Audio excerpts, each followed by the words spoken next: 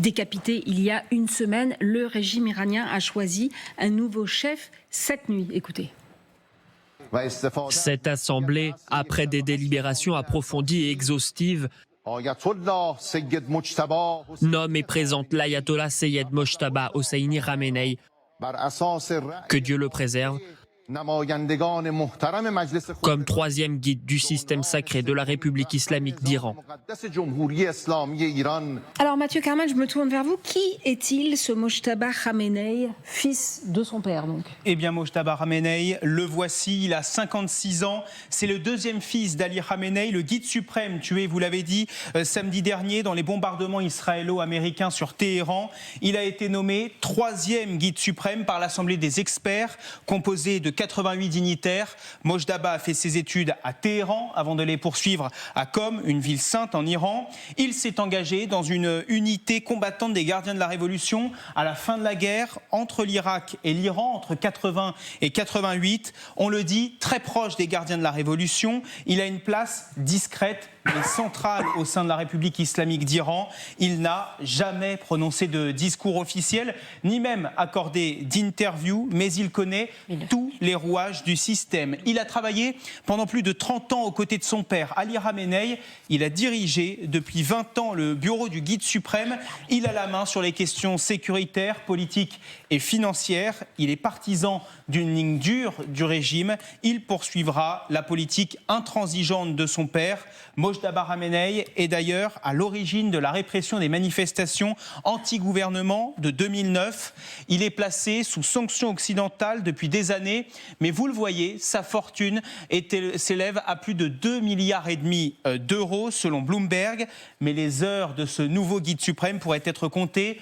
Donald Trump, dès hier après-midi, a mis en garde, je cite, « Le prochain dirigeant iranien ne fera pas long feu s'il n'obtient pas mon approbation ». Il faut donc comprendre ici que Mojtaba Khamenei est désormais en tête de la kill list américaine, mais aussi israélienne, la liste des ennemis publics numéro 1. Merci Mathieu Karman. Siavosh Ghazi, vous êtes correspondant RFI France 24 en Iran. Bonjour Siavosh. Quel est le message, Siavosh, du pouvoir avec cette nomination ? Le message est très clair, c'est on résiste et on va pas plier face aux frappes américaines et israéliennes. Donc c'est un homme qui a une connaissance, comme ça a été expliqué, comme une connaissance des affaires de la gestion du pays, puisqu'il était impliqué dans toutes les décisions qui ont été prises par son père. Il était à ses côtés tout le temps. C'est un homme de l'ombre, c'est un homme qui avait la confiance de son père, et donc il joue un rôle très important. Et pour appuyer cela, c'est que après sa nomination, l'annonce officielle de son élection à 1h du matin, alors que des gens étaient toujours réunis sur les places de Téhéran, donc qui attendaient cette annonce qui est intervenue très tard dans la nuit, il y a eu 3 vagues de frappes contre Israël et aussi contre les bases américaines dans la région, et également contre des installations pétrolières, notamment en Arabie Saoudite et aussi à Bahreïn. Le message est que si vous frappez nos installations pétrolières, les dépôts de carburant, nous frappons de l'autre côté donc vos installations, non seulement militaires, mais aussi les installations pétrolières. Un porte-parole des gardiens de la Révolution avait pris hier que donc si Israël et les États-Unis frappaient les installations pétrolières et civiles du pays, l'Iran ripostera et donc frappera les installations des pays de la région qui hébergent des bases américaines de la région. Un autre responsable a été encore plus loin en disant que si vous voulez continuer sur le même chemin et avoir d'ici quelques jours un prix de baril à $200, eh bien, allons-y, on est prêts à le faire. Donc, un message très ferme. Et puis, sur le plan intérieur, il y a un SMS qui vient d'être envoyé sur le téléphone portable et aussi un communiqué du procureur général du pays qui annonce que désormais, les biens de tous les Iraniens qui vivent à l'étranger et qui collaborent avec les ennemis ou qui appuient, par exemple, les frappes contre l'Iran seront confisqués en Iran parce qu'il y a beaucoup d'Iraniens qui vivent à l'étranger, notamment au Canada, aux États-Unis, mais aussi dans les pays européens. Et donc, il y a eu des manifestations, comme on a pu le voir, des manifestations importantes depuis début janvier contre le pouvoir Et puis surtout depuis les frappes, depuis le début de la guerre, des gens qui demandaient que les États-Unis et Israël frappent encore plus durement donc l'Iran, et donc le pouvoir a annoncé que leurs biens seront saisis et confisqués en Iran. Merci. Siavosh Gavi avec nous sur le plateau. Fariba Ashtroudi, bonjour madame. Vous êtes journaliste, écrivaine iranienne, présidente de l'association Moshan Ashtroudi et auteur du livre Journal de bord. Qu'est-ce que dit le régime là? Il ne reculera pas d'un pouce, c'est ça? Ali Khamenei, avant sa mort, il l'avait dit. On a ouvert une boîte de Pandore et comme à chaque fois qu'il y a un durcissement, et surtout cette guerre, c'est même pas un durcissement, c'est une guerre pour moi totalement illégale, ça ne fait que durcir le régime et c'est contre la population iranienne. À chaque fois, je veux dire, regardez un peu ces dernières années, quand il y a eu Rouhani et l'accord nucléaire, il y avait une petite ouverture. Les jusqu'au-boutistes à l'intérieur et les jusqu'au-boutistes à l'extérieur ont tout fait pour que ça capote.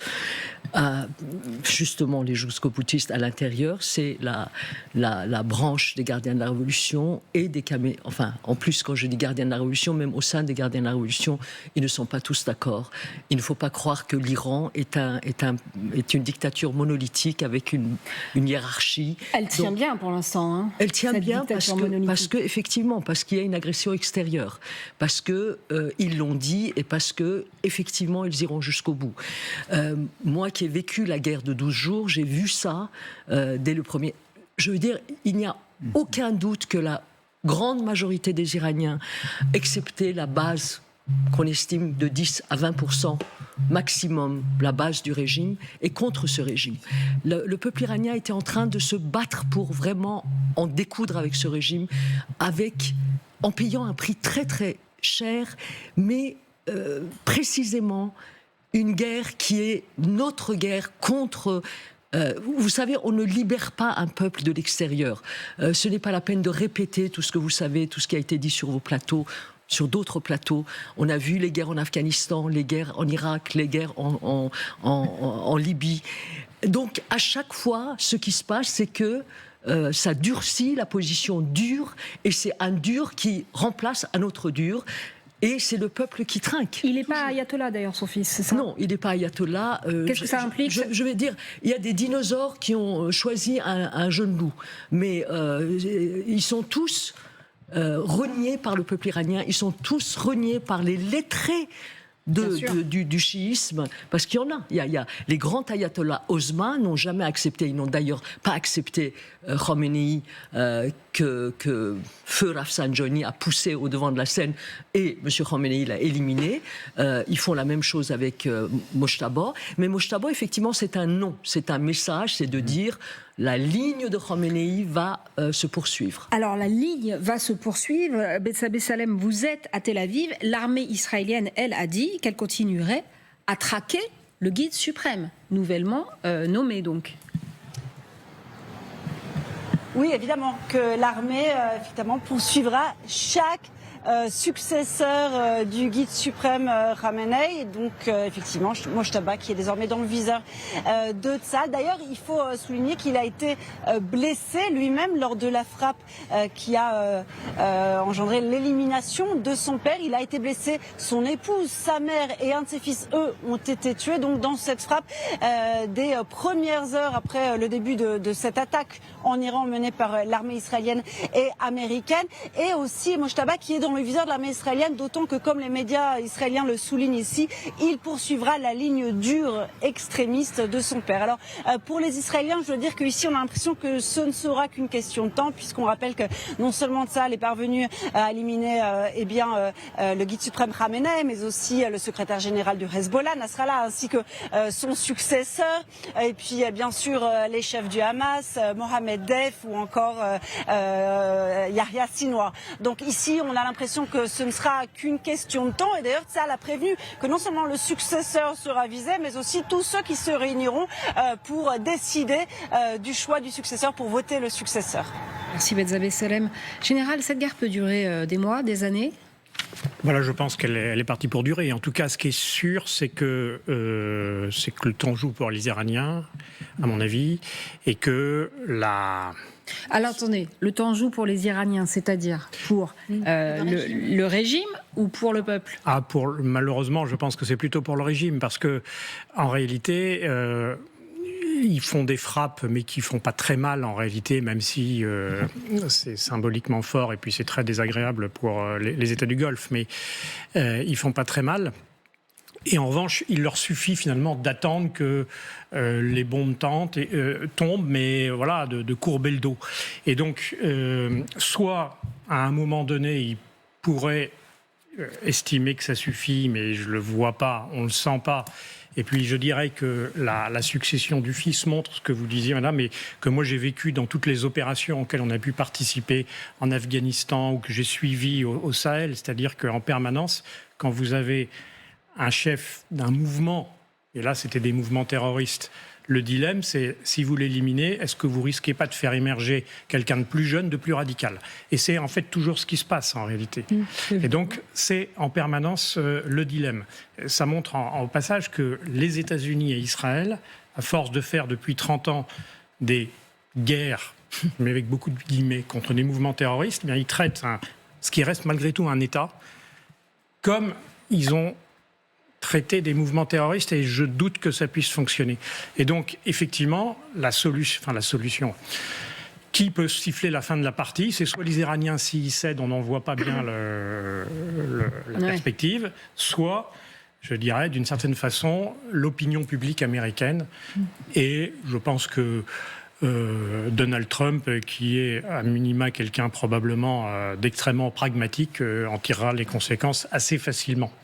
Et sur la légalité de cette guerre, Farida Chroudi nous interpellait en nous disant on était en train de faire une sorte de révolution intérieure. Absolument. 30 000 morts, on le rappelle.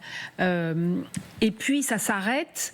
Et puis est-ce que ça ne va pas resolidifier l'Iran tel qu'avant ? Absolument, il peut y avoir des débats entre juristes. Moi, j'ai quand même tendance à penser qu'effectivement, cette guerre est illégale et que c'est un désastre pour le droit international, dont nous, Français, sommes quand même les premiers bénéficiaires. Il ne faut pas se tromper.